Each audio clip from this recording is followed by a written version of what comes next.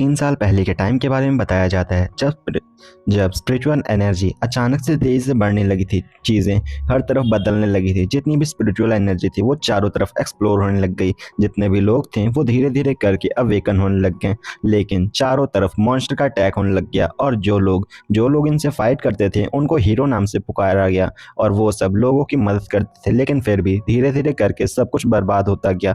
इसी के साथ हम देख पाते हैं एक पर्सन को जो कि कह रहा होता है, लेन तुमने ऐसा क्यों किया, और उसके मुंह से खून बह रहा होता है। हम देख पाते हैं एक लड़की जो कि उसके पेट में चाकू मारती है और कहती है अब इससे कोई फर्क नहीं पड़ता है, तुम अब जल्दी ही मरने वाले हो। और तभी एंट्री होती है एक न्यू पर्सन की जो कि कहता है कि तुम खेलने का समय खत्म हुआ। इसी के साथ वो लड़की कहती है यूटा तुम यहाँ पर आ चुके हो, मैं तुम्हारा इंतजार कर रही थी। और दूसरी तरफ यूटा जो कि बोलता है कि शिंगजी तुम यहाँ पर बेकार हो, मैंने तुम्हारे सारे साथियों को मार दिया है और अब तुम्हारी बारी है, तुम भी अब यहाँ पर मरने वाले हो। और हाँ, तुम ये हमारे लास्ट वर्ड, उससे मुझे कोई फर्क नहीं पड़ता, तुम जल्दी ही मारे जाओगे। इसी के साथ यहाँ पे सेंगजी को दिखाया जाता है जो कि बहुत बुरी हालत में होता है और कहता है तुम इन सब इंसान नहीं हो, मैं तुम्हें अब जिंदा नहीं छोड़ने वाला, ये चीज़ मैं कभी नहीं भूलूंगा।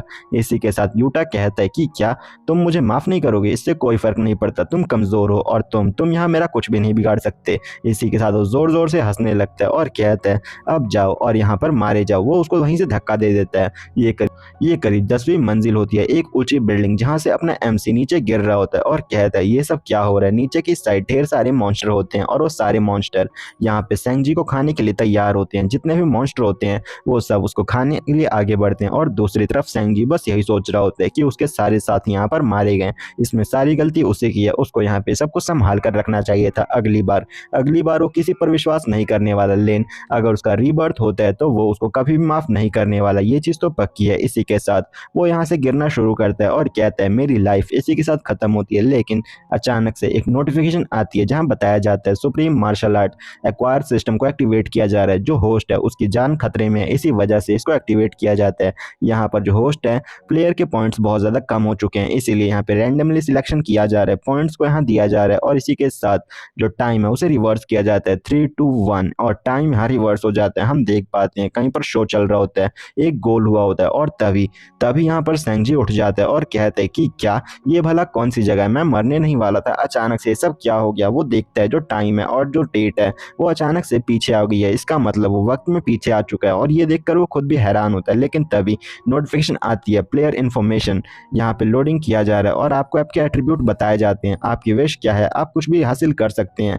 यहाँ पर सेंगजी कहता है कि क्या ये एक तरह का डेथ सिस्टम है, मैं रिटर्न होकर वापस से अपनी पास्ट लाइफ में आ चुका हूँ और इसके अलावा वो लेजेंडरी सिस्टम वो भी मुझे मिल चुका है, ये तो बहुत मजे की चीज़ है। और इसी के साथ वो तैयार होता है यूटा और लिन से अपना बदला लेने के लिए, जो कि उसकी लाइफ में एक बहुत बड़ी प्रॉब्लम थे। और इसी के साथ वो ये सब भी देखना चाहता है कि वो वक्त में 1 महीना पहले आ चुका है तो वो क्या क्या कर सकता है। एक वक्त आने वाला है थोड़े टाइम के अंदर ही जब अचानक से जो स्पिरिचुअल एनर्जी है वो रिकवर करेगी और जैसे स्पिरिचुअल एनर्जी रिकवर होगी चारों तरफ बदलाव आना शुरू हो जाएंगे। इंसान, पौधे, पेड़, पंछी और जितने भी जानवर है वो सब इवॉल्व होने लगेंगे, एक तरह से कहा जाए तो म्यूटेट होने लगेंगे। और वक्त के साथ जो भी उन फल या एनर्जी को हासिल करेगा वो अपने आप को एक सुपर ह्यूमन में कन्वर्ट कर सकता है। और वैसे ही जितने भी क्रिस्टल और वगैरह होंगे वो सब भी धीरे धीरे करके इसी ताकत को हासिल कर लेंगे और एक अजीब सी शक्ति उसमें समा जाएगी। और ये सब कुछ जल्दी ही होने वाला है, 1 मंथ के अंदर ये सब कुछ चेंज हो जाएगा और 1 मंथ काफ़ी होना चाहिए मुझे स्ट्रांग होने के लिए। सबसे पहले देखते हैं कि ये सिस्टम किस टाइप का सिस्टम। इंट्रोडक्शन में हमें दिखाया जाता है कि ये सिस्टम एक बहुत ज़्यादा स्पेशल सिस्टम है जो कि फ्यूचर के हिसाब से डिज़ाइन किया गया है। इसके अंदर आपको एट्रीब्यूट डिज़ाइन किए जाएंगे, स्किल दिए जाएंगे, डेली मिशन मिलेंगे, पॉइंट एक्सचेंज मिलेगा। इसी के साथ अपना एमसी जो कि कहता है सबसे पहले एट्रीब्यूट मीन्स कि एक फायर एट्रीब्यूट को हासिल करते हैं और उसके बाद देखते हैं चीज़ें कैसी जाती हैं। एक न्यू स्किल की तलाश की जाती है और इसी के साथ एक फायर एट्रीब्यूट की क्रिस्टल को यहाँ पर हासिल होता है जो कि एक रेड फायर क्रिस्टल होता है और ये एक पर्पल रैंक का होता है। अपने मेन कैरेक्टर को यहाँ पर 5 पॉइंट मिल गए होते हैं। इसी के साथ अपना मेन कैरेक्टर बहुत ज़्यादा खुश होता है और कहता है ये तो एक पर्पल क्रिस्टल है और ये बहुत ज़्यादा वैल्यूएबल है, मैं इसको आराम से यूज़ कर सकता हूँ। इसी के साथ वो इसको तोड़ देता है और कहता है चलो देखते हैं कि कौन से रैंक की खतरनाक स्किल मुझे मिल रखी है। इसी के साथ वो चेक करता है, उसके पास फायर एट्रीब्यूट आ चुका होता है जो कि सच में बहुत ज़्यादा पावरफुल लग रहा होता है और वो कहता है स्ट्रांग बनने की अपनी जर्नी में मैंने एक कदम और आगे बढ़ चुका हूँ और अब वक्त आ गया है कि मैं अब बदला लेना शुरू करूँ। और तभी उसके फ़ोन पे किसी का फ़ोन आता है, ये फ़ोन लिन का ही होता है और वो कहता है मैं तो इसके बारे में भूल ही गया था। दूसरी तरफ से आवाज़ आती है हेलो सैंग जी, मैं यहाँ पे एक बैग खरीदना चाहती थी और मेरे पास 2 लाख युआन कम पड़ रहे हैं, क्या तुम मुझे पैसे ट्रांसफर कर दोगे? सैंग जी जो कि गुस्से में आकर बोलते हैं कि क्या तुम भला बकवास कैसी कर रही हो? तुम्हें अगर वो बैग चाहिए ही है तो तुम्हें तुम्हें तुम्हें जो तुमको जो यूटो है उससे बात करनी चाहिए। यूटा तुम्हें सब कुछ दिला सकता है, मुझे आगे से कॉल मत करना। जिसे सुनते हुए वो लड़की भी शौक होती है कि भला इसके अंदर इतनी हिम्मत कैसे आ गई, और इसी के साथ वो कहती है ऐसा लगता है कि ये पागल हो चुका है, मेरे साथ इसकी हिम्मत कैसे हुई कि मुझे सामने ऐसे बात करे। यूटा जो कि अब गुस्से में बोलता है कि क्या तुम्हें वैसे बात नहीं करनी चाहिए, और मुझे जहां तक लगता है तुम्हारा वॉलेट अब तुमसे गुस्सा हो चुका है। वो लड़की कहती है कि नहीं ऐसी बात नहीं है, शायद वो पागल हो चुका है। इसी के साथ वो यूटा कहता है कि अच्छा ऐसी बात है, चलो जो भी हो तुम मेरी अच्छी साइड में ही रहना और मैं तुम्हें बहुत कुछ दिला सकता हूँ। लेन कहती है हाँ मुझे पता है तुम बहुत ज्यादा अच्छे हो यूटा, तुम मेरी लाइफ में एक बहुत बड़ा चेंज लाने वाले हो। इसी के साथ यूटा कहता है कि जो आउटफिट मैंने तुम्हें खरीदाया था पिछली बार वो तुम पहन के दिखाओ ना, वो कैसा लगता है। वो कहती है कि नहीं ऐसी बात नहीं है, वो अच्छा ही लगेगा। इसके बाद हम देख पाते हैं हॉस्पिटल का सीन, और यहाँ पर जो अपना सैंग जी है वो इधर उधर घूम रहा है, पता नहीं क्यों वो किसी की तलाश कर रहा है और कहता है वो लड़की कहाँ पर होगी, मैं बहुत से अस्पताल घूम चुका हूँ लेकिन अभी तक वो लड़की मुझे नहीं मिली है। एंड हमें पता चलता है उसकी पास्ट लाइफ में एक लड़की थी जिसकी जो कि बहुत ज़्यादा बीमार पड़ी थी एक टाइम पर, और उसके डैड ने एक स्पेशल ट्रीटमेंट से उसका इलाज किया था, लेकिन उसके अंदर कोई बीमारी वगैरह नहीं थी। वो एक स्पिरिचुअल एनर्जी थी जो कि उसके कोर में थी, और बाद में अनलकीली वो सब डिस्ट्रॉय हो गई, उसकी पूरी कल्टीवेशन बर्बाद हो गई। इसी के साथ अपना सैंग जी ने अभी ये वादा किया है कि वो उस लड़की को बचा कर ही रहेगा। इसी के साथ हम देख पाते हैं यहाँ पर एक अजीब सी जगह का सीन, जहाँ पर मॉनिटर स्क्रीन पर हम देख पाते हैं किसी का टेम्परेचर जो कि तेजी के साथ नीचे जा रहा होता है। जितने भी डॉक्टर होते हैं वो शॉक होते हैं कि क्या इस लड़की का टेम्परेचर अचानक से नीचे क्यों जा रहा है, ऐसा लगता है कि इसकी बॉडी देखते ही देखते जम जाएगी। दूसरी तरफ उसका फादर जो कि किसी को कहता है कि यहाँ पर आप मेरी बेटी को बचा लीजिए प्लीज, एंड जो सामने से मास्टर कहता है डॉक्टर लेन प्लीज इसको बचा लीजिए, इसकी बेटी को कुछ भी नहीं होना चाहिए। एंड जहाँ पे वो पल्स को चेक करते हैं और कहते हैं डॉक्टर मास्तु मेरे को लगता है कि उनकी बेटी है उनके अंदर जो आइस एनर्जी है वो कुछ ज्यादा ही बढ़ गई थी। पिछले मंथ ये कहाँ गई थी? उसके फादर बताते हैं लास्ट मंथ ये आइसलैंड घूमने गई थी, जहाँ पे सेलिब्रेट करने गई थी यूनिवर्सिटी में जाने के लिए। लेकिन उसके आने के एक हफ्ते बाद ये सब हो गया, इसकी बॉडी अचानक से एनर्जी कुछ ज्यादा ही बढ़ गई है, इसी वजह से शायद ये अब खड़ी नहीं हो पा रही है। अब हम क्या करें, हमारे पास इसके लिए कोई भी मेडिसिन नहीं है, हमें कुछ तो करना ही होगा। इसी के साथ उसके फादर बहुत ज्यादा मिन्नतें करने लगते हैं और कहते हैं डॉक्टर लेन प्लीज इसे बचा लीजिए। सामने से वो पर्सन कहता है कि चलो ठीक है इसके लिए हमें कुछ तो करना ही होगा, लेकिन हम यहाँ पे ज्यादा कुछ नहीं कर पाएंगे, सब कुछ खुद की रिकवरी पर निर्भर करता है। इसी के साथ जो यहाँ पर आता है और कहता है रुको जरा ये कोई बीमारी नहीं है। इसको देखते हुए सब शॉक होते हैं और कहते हैं कि क्या ये भला कौन है। दूसरी तरफ डॉक्टर कहता है डॉक्टर लेन मुझे लगता है कि तुम्हारा ये अप्रेंटिस है या फिर कोई और। इसी के साथ टीचर कहते हैं कि नहीं ऐसी बात नहीं है, ये मेरा अप्रेंटिस कैसे हो सकता है, मेरा कोई अप्रेंटिस नहीं है। जितने भी डॉक्टर होते हैं वो कहते हैं ठीक है यहाँ पर अगर इसे कोई नहीं जानता तो इसे निकाल दो, आउटसाइडर का यहाँ पे आना मना है और यहाँ पर अभी विजिटिंग आवर्स नहीं है इसीलिए इसे भगा दो यहाँ से। इसी के साथ अपन जी चिल्लाता है कि नहीं आप ऐसा नहीं कर सकते हैं, आपकी बेटी को कोई बीमारी नहीं हुई है, और हाँ उसके अंदर जो आई स्पिरिचुअल एनर्जी है वो है, अगर आप उसे निकाल देंगे तो उसकी कल्टीवेशन पूरी तरह से बर्बाद हो जाएगी, इन फ्यूचर वो कुछ भी नहीं कर पाएगी, उसका पूरा फ्यूचर बर्बाद हो जाएगा। इसीलिए प्लीज ऐसा मत कीजिए। इसी के साथ जो लिन डॉक्टर होते हैं वो कहते हैं कि क्या रुको जरा तुम्हें उस सब के बारे में कैसे पता, भला तुम कौन हो, मुझे बताओ कि तुम्हारी रियलिटी क्या है, तुम कोई मामूली बच्चे तो नहीं लग रहे हो। जिसके बाद सांक्षी कहता है कि क्या यहाँ पर ये इम्पोर्टेंट नहीं है कि मैं कौन हूँ, लेकिन ये इम्पोर्टेंट है कि मैं क्या कर सकता हूँ। सामने से जो डॉक्टर लेन है वो कहते हैं कि अच्छा तुम्हारे पास क्या सोल्यूशन है कि तुम इस लड़की को बचा सकते हो। जिसके बाद सांक्षी यहाँ पे अपने फॉर्मूले को बताने लगता है 2 ग्राम अदरक, 2 ग्राम हल्दी, 2 ग्राम लहसुन और 5 ग्राम चीनी मिर्च, और यहाँ पे सब बताते हुए वो थोड़ी चीज़ें ऐड कर देता है। जिसके बाद जो यहाँ पे डॉक्टर लिन की बातें चलने लगती हैं कि डॉक्टर लिन ने भी सेम सब्सक्रिप्शन लिखा था और ये ज़्यादा काम नहीं करता है, जहाँ तक मुझे लगता है ये सब बेकार है और मुझे लगता है कि ये बच्चा कुछ भी नहीं कर सकता इससे ज़्यादा। और यहाँ पे डॉक्टर लिन भी कहते हैं तुम कोई मामूली पर्सन नहीं हो, तुम्हें पता है कि बीमारी के समय कौन सी चीज़ें इस्तेमाल की जाती हैं, लेकिन ये कोई मामूली सर्दी जुकाम नहीं है और इस वजह से कोई काम नहीं करेगा। में सैंगची कहता है कि नहीं मैं यहीं पे नहीं रुकने वाला था, मुझे कुछ और भी इसमें ऐड करना है जो कि है स्टार डियो फ्लावर। जिसके बारे में सुनते ही जो डॉक्टर लेन है वो बहुत ज़्यादा शौक होते हैं और कहते हैं तुम कोई मामूली बच्चे नहीं हो, तुम्हें पता है कि यहाँ पे स्टार डियो फ्लावर क्या है, लेकिन वो इस वर्ल्ड में एग्जिस्ट ही नहीं करता। जिसे सुनते हुए बाकी के जितने भी मेडिक होते हैं वो सब शौक होते हैं कि ये बच्चा कैसी नॉनसेंस भरी बातें कर रहा है, भला ऐसी कोई चीज़ कैसे एग्जिस्ट कर सकती है। जिसके बाद वो जिसको सुनते हुए उस लड़की के पिता जो कि बहुत ज़्यादा नर्वस होते हैं और कहते हैं, डॉक्टर लिन आपको जितना भी पैसा खर्च करना है आप खर्च कर दीजिए, मैं वो सारा पैसा आपको देने को तैयार हूँ, लेकिन वो स्टारडियो फ्लावर वो मेरी बेटी की ज़िंदगी बचा सकता है, इसलिए उसे ढूंढ लाइए। डॉक्टर लिन कहते हैं कि उसे खरीदा नहीं जा सकता।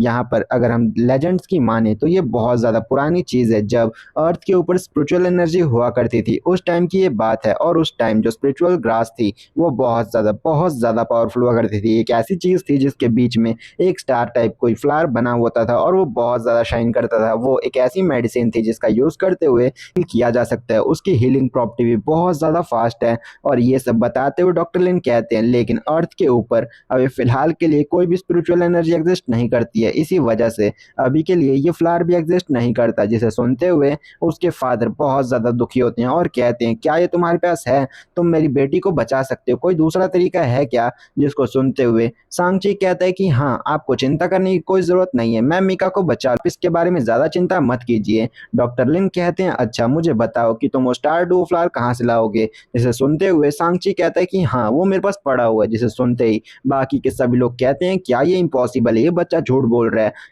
आप ऐसी बातें कैसे कर सकते हैं? ऐसी कोई चीज़ एग्जिस्ट ही नहीं कर सकती है। जिसे सुनते हुए डॉक्टर लिन कहते हैं, अच्छा फिर बताओ तुम्हें इसके बारे में कैसे पता कि स्टारडू फ्लावर वैसी कोई चीज़ होती भी है एंड वो एग्जिस्ट नहीं करती, ये तुम्हें कैसे पता? जिसके बारे में सुनते हुए कहता है, ये तो बस कोई गेम या फिर कहीं से उसने सुन लिया होगा, ये सब बेकार की बातें हैं और कुछ भी नहीं। इसके बाद अपना सांची जो कि सिस्टम को एक्टिवेट करता है और कहता है, एक्सचेंज पॉइंट का यूज़ करो। सिस्टम पूछता है कि आपको यहाँ से क्या एक्सचेंज करना है, आप बता सकते हैं। स्टारडू फ्लावर इसकी कॉस्ट बनती है 5 पॉइंट्स, जो कि अभी थोड़ी देर पहले अपने मेन कैरेक्टर को मिले होते हैं सांची, जो कि इनको खरीदते हुए कहता है, आपको इसके बारे में ज़्यादा बहस करने की ज़रूरत नहीं है, ये मेरे पास पड़ा हुआ है, ये देखिए। जिसको देखने के बाद तो सभी के सभी लोग शॉक होते हैं और कहते हैं, ये सच में ये बच्चा झूठ नहीं बोल रहा था, इसके पास स्टारडू फ्लावर पड़ा हुआ है, लेकिन कैसे? ये तो एक लेजेंडरी स्पिरिचुअल मेडिसिन है, लेकिन ये सब इसके पास कैसे हो सकता है? जिसके बाद सांची कहता है, आपको इसमें विश्वास करना होगा, ये सच में वही है, मैं मीका की जान से बचा सकता हूँ। जिसके बाद डॉक्टर लिन जो कि अपने सांची से माफ़ी मांगते हैं और कहते हैं कि प्लीज़ मुझे माफ़ कर दो और इसका यूज़ करते हुए मुझे बताओ कि ये ट्रीटमेंट कैसे करते हैं। जिसके बाद सांची यहाँ पर आ जाता है, मीका यहाँ पर लेटी होती है और वो सोचता है, मीका तुम ज़्यादा चिंता मत करो, तुम अब बिल्कुल भी यहाँ पे हर्ट नहीं होने वाली हो, मैं तुम्हें बचा लूंगा, वो भी पूरी तरह से। जिसके बाद वो स्पिरिचुअल हर्ब को एक्टिवेट करता है, उसके चारों तरफ जितनी भी एनर्जी होती है वो सारा का सारा स्पिरिचुअल एसेंस के अंदर जाने लगता है और इसी के साथ उसका शरीर ठंडा पड़ रहा था वो धीरे धीरे करके नॉर्मल टेम्परेचर पे आने लगता है। जितने भी मेडिकल इंचार्ज होते हैं वो शॉक होते हैं और कहते हैं, सच में ये चीज़ काम कर रही है, ये तो बहुत ज़्यादा बढ़िया है। इसी के साथ जो मीका होती है वो उठ जाती है और कहती है कि तुम कौन हो? यहाँ पे सांची कहता है कि चिंता मत करो, हम दोनों बाद में बात करेंगे, फिलहाल के तुम रेस्ट करो। इसी के साथ वो कहता है, मिस्टर मोटो आप चिंता मत कीजिए, मीका जल्दी ही रिकवर कर लेगी, और हाँ मैंने जो कुछ लिखा था वो इसको खिलाते रहना ताकि ये स्ट्रेंथ होनी रहे और इसकी पावर धीरे धीरे बढ़ती रहे। इसी के साथ उसके फादर कहते हैं, तुम्हारा बहुत बहुत शुक्रिया यंग मैन, मैं तुम्हारा बहुत बहुत धन्यवाद करता हूँ। इसी के साथ जो डॉक्टर लेन होते हैं वो इसको बहुत ज़्यादा देर से बुला रहे होते हैं कि हे यंग बॉय ज़रा मेरी बात सुनो, क्या तुम मेरे साथ चाय पीने के लिए चल सकते हो? सांची जो कि साफ साफ मना कर देता है और कहता है कि नहीं, अभी मेरे पास टाइम नहीं है, लेकिन हम बाद में ज़रूर जा सकते हैं। इसी के साथ डॉक्टर लेन पूछते हैं, कम से कम अपना नाम तो बता लो, तुम्हारा नाम क्या है? इसी के साथ सांची कहता है, मेरा पूरा नाम फूजी सांची है और मेरा नाम आपको याद रखने की जरूरत नहीं है क्योंकि थोड़ी चैप्टर्स में मैं भी यहाँ पर आने वाला हूँ। और इसी के साथ हम रात का सीन देख पाते हैं जहाँ पर कि सांची जो कि लगातार कंप्यूटर पे कुछ सर्च कर रहा होता है और कहता है, जहाँ तक मुझे याद है अभी के वक्त में जो वेबसाइट आएगी जिसके ऊपर कल्टीवेशन के लेवल के बारे में विस्तार से लिखा गया होगा। और इसी के साथ हम उस साइट को देख पाते हैं जहाँ पर मेनली 8 तरह की को बताया गया है जो कि बहुत ज़्यादा ऑब्वियस सी चीज़ें हैं, जिनमें आता है spiritual awakening, bubble spring, iron medicine, Phantom moon, solar Bloom और स्टार सोल, एब्सोल्यूट कोर और परसेल सावरिंग। इसके बाद हमें पता चलता है कि पिछली लाइफ के अंदर जो सांची था वो सिर्फ लेवल 3 तक ही पहुंच पाया था, वो इससे आगे कभी भी नहीं जा पाया। जिसके बाद वो बताता है कि लेकिन इस वर्ल्ड के अंदर वो अपनी एक बहुत ज़्यादा पावरफुल स्किल को कल्टीवेट कर रहा है जो कि है हीट एलिमेंट, मीन्स की फायर एलिमेंट, और इसका यूज़ करते हुए वो जल्दी से जल्दी अपने आप को इतना लेवल अप तो कर लेगा कि वो बाकी सबसे बहुत ज़्यादा आगे हो जाए, और वो जितना हो सके उतनी प्रैक्टिस ज़रूर करेगा। हम देख पाते हैं हैं रात का सीन एक बहुत बड़ी लग्जरियस होटल को, और यहाँ पे एक पर्सन आते हुए कहता है, डॉक्टर लिन क्या मैंने सही सुना है? एक यंग मैन जिसके पास स्टारडू टोमो की बेटी है उसको हील करने में सक्सेसफुल रहा, ये तो बहुत ज़्यादा बढ़िया था। डॉक्टर लिन कहते हैं कि हाँ वो एक यंग मैन था जिसका नाम सांगची था, एंड यहाँ पे मैं जहाँ तक सोच रहा था उसके पास ऐसी कोई चीज़ नहीं होनी चाहिए थी, लेकिन मीन्स कि वो बहुत ज़्यादा पावरफुल है और आने वाला फ्यूचर उसी का होने वाला है। इसी के साथ वो उसको एक फोटो देते हुए कहते हैं, हाँ ये वही पर्सन है, जाओ और इसकी पावर्स का पता लगाओ कि वो सिर्फ मेंटल तौर पे ही पावरफुल है या फिर फिजिकली भी। इसी के साथ हम उस पर्सन को देख पाते हैं जो कि कहता है, डॉक्टर लिन अगर ये बात सही हुई तो वो मेरी एकेडमी को ज्वाइन कर पाएगा। एंड इसी के साथ हम देख पाते हैं सांगची का सीन जिसकी पूरी बॉडी फायर से कवर होती है और वो कहता है, फाइनली मैं लेवल 2 पे पहुंच चुका हूँ, ये तो मेरी कल्टीवेशन को और भी ज्यादा फास्ट कर रहा है। इसी के साथ वो बाहर आता है और कहता है कि क्या चारों तरफ इतनी ज्यादा गंदगी भला कैसे हो गई। वो थोड़ी देर बाद नहा करके बाहर जाता है और कहता है, चलो एक राउंड पे चलते हैं और देखते हैं आसपास के स्टोर पे भला क्या चीजें चल रही हैं। और इसी के साथ वो सीटी बजाते हुए निकल रहा होता है। हम देख पाते हैं एक लाइट के ऊपर वही लड़की जो अभी सांगची का फिजिकल टेस्ट लेने के लिए भेजा गया होता है, वो ऊपर से खड़ी इसी को देख रही होती है और कहती है, क्या मैंने इसे ढूंढ लिया, लेकिन ये उतना ज्यादा पावरफुल नहीं लग रहा है, चलो इसका यूज करते हैं। वो उसकी तरफ किसी तरह के पोर्टल या फिर किसी तरह के एग को फेंकती है, जाकर के वहां ब्लास्ट होता है और उसके अंदर से एक अजीब सा ही मॉन्स्टर या फिर कहूं तो एक डीमन टाइप बीस्ट समन हो जाता है, जिसे देखते हुए सांगची कहता है, मैंने सोचा नहीं था लेकिन इस वर्ल्ड के अंदर इतनी जल्दी बीस्ट समन होने लग गए थे, लेकिन मुझे लगा नहीं था ये इतना जल्दी होगा, लेकिन ये बहुत ज्यादा जल्दी हो रहा है, चलो जो भी हो मैं तुम्हें खत्म कर दूंगा। इसके बाद हम देख पाते हैं सांगची जो कि इस मॉन्स्टर के सामने खड़ा होता है, वो मॉन्स्टर जो लगातार सांगची पे गुर्रा रहा होता है। सांगची वो कहता है कि क्या तुम एक कुत्ते हो, लेकिन तुम्हारे से बहुत ज्यादा गंदी स्मेल आ रही है। और इसी के साथ वो डॉग इस पे अटैक कर देता है। सांगची जो कि बड़ी मुश्किल से इसे डॉज करता है और वहां पे वो बीस्ट अपनी टेल बोन से अटैक करता है। सांगची देख करके शॉक होता है, लेकिन वो अटैक सांगची को हिट हो जाता है, लेकिन सांगची को इससे ज्यादा इफेक्ट नहीं लगता है। वो थोड़ा शॉक में होता है और गुस्से से कहता है कि तुम अब जिंदा नहीं बचने वाले। इसी के साथ सांगची वहां से जंप करता है और अपने फायर फीस्ट को एक्टिवेट करता है और कहता है, अब मैं तुम्हें जला करके राख कर दूंगा। फायर फीस्ट और एक जोरदार पंच उसके ऊपर लॉन्च कर देता है। एक पंच के पड़ते ही उस बीस्ट की हालत हद से ज्यादा खराब हो जाती है। इसे देखते हुए खुद वो लड़की भी हैरान होती है कि क्या ये भला कैसे पॉसिबल है, वो लड़का कितना ज्यादा पावरफुल हो चुका है। सांगची जो कि बिना किसी दया के उस बीस्ट को बहुत गंदी तरह से पीट रहा होता है और कहता है कि अब मैं इसे जिंदा नहीं छोड़ने वाला, अब यहाँ को मुक्का मारने के बाद मेरा पेट और भी ज्यादा खाली हो चुका है, चलो जल्दी करते हैं और कुछ खा करके आते हैं। इसी के साथ सांगची वहां से निकल जाता है। वो लड़की जो कि इसे देख करके हैरान होती है और कहती है कि इस वर्ल्ड के अंदर ऐसे भी पर्सन एग्जिस्ट करते हैं जो एक पंच के साथ में किसी को भी मारने की ताकत रखते हो। सच में ये बहुत ज्यादा पावरफुल है, मैं भी ऐसा नहीं कर सकती। और इसका फायर एट्रीब्यूट जहां तक मैंने सुना है कि वर्ल्ड में सबसे स्ट्रॉन्गेस्ट एट्रीब्यूट होता है। इसी के साथ वो जाती है और देखती जो बीस्ट है उसकी हालत बहुत ज्यादा खराब हो रखी है और यहाँ पर जो उसकी टेल है वो भी टूटी हुई है। और उसे पता चलता है कि जब उसने सांगची की बॉडी पे अटैक किया तो सांगची को तो कुछ नहीं हुआ था, उसकी टेल खुद ही टूट चुकी थी। और इसे देखते हुए वो खुद भी शॉक होती है और कहती है, क्या किसी की बॉडी इतनी ज्यादा पावरफुल हो सकती है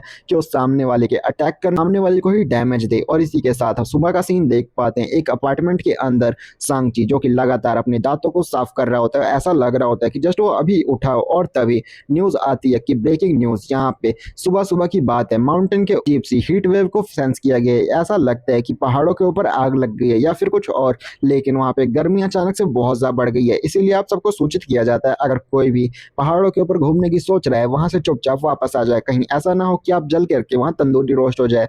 और इसी के साथ अपना सांगची जो कि इस बात को ध्यान से सुनता है और कहता है, रुको जरा, मुझे अभी भी याद है उस माउंटेन के फायर स्पिरिचुअल एनर्जी वहां पे एक्टिवेट होने वाली थी, ऐसा लगता है कि वक्त आ गया है कि वो वहां पे एक्टिवेट हो चुकी है, तो चलो चलते हैं और देखते हैं कि वहां पर क्या चेंजेस आए हैं। मुझे भी अपनी पावर्स को बढ़ाने के लिए उस एट्रीब्यूट उस एनर्जी की जरूरत है। इसी के साथ सांगची जो कि तेजी के साथ वहां से निकलने लगता है और तभी उसके सामने उसकी ओल्ड एक्स यहाँ पर आ जाती है जो कि लेन होती है और कहती है कि मैंने तुम्हें कहा था कि मुझे 2 लाख रुपए मेरे को सेंड कर दो, मुझे एक बैग खरीदना था, लाओ मेरे पैसे दो। इसी के साथ सांगची जो कि गुस्से के साथ कहता है कि क्या मैंने तुम्हें कहा था ना कि चुपचाप यहाँ से निकल जाओ, तुम कोई मेंटल हॉस्पिटल से भाग के तो नहीं आई हो ना कि तुम मेरे से ऐसे ही पैसे मांग रही हो, चलो निकल जाओ यहाँ से। लेन कहती है कि क्या तुम ये बकवास करना बंद करो, तुम अटेंशन चाहते हो ना, और हाँ अगर तुम पैसे नहीं दोगे तो मैं गुस्सा हो जाऊंगी और तुमसे कभी भी बात नहीं करूंगी, ये चीज याद रखना, और चुपचाप मेरे को पैसे दे दो।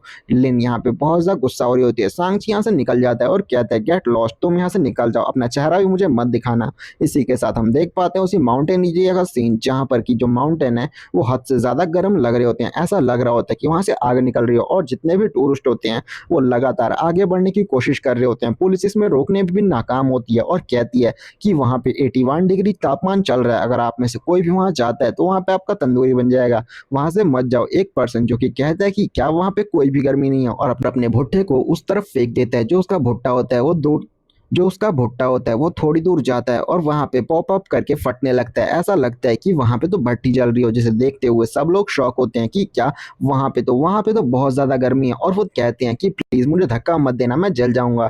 दूसरी तरफ अपना सांगची जो कि कहता है कि क्या, ऐसा लगता है कि वो पूरी तरह से तैयार हो चुका है, तो चलो चलते हैं और उस हाई लेवल की एनर्जी को अपने पास कलेक्ट कर लेते हैं। और सांगची तेजी से जंप करते हुए उस माउंटेन के ऊपर आ जाता है। जितने भी लोग होते हैं वो कहते हैं कि क्या, ये पर्सन भला कौन है जो कि यहाँ पर आ चुका है। और हम देख पाते हैं अपने सांगची को, जो कि बिना किसी डर के आगे बढ़ रहा होता है और कहता है कि क्या, ये भला क्या है यहाँ पे।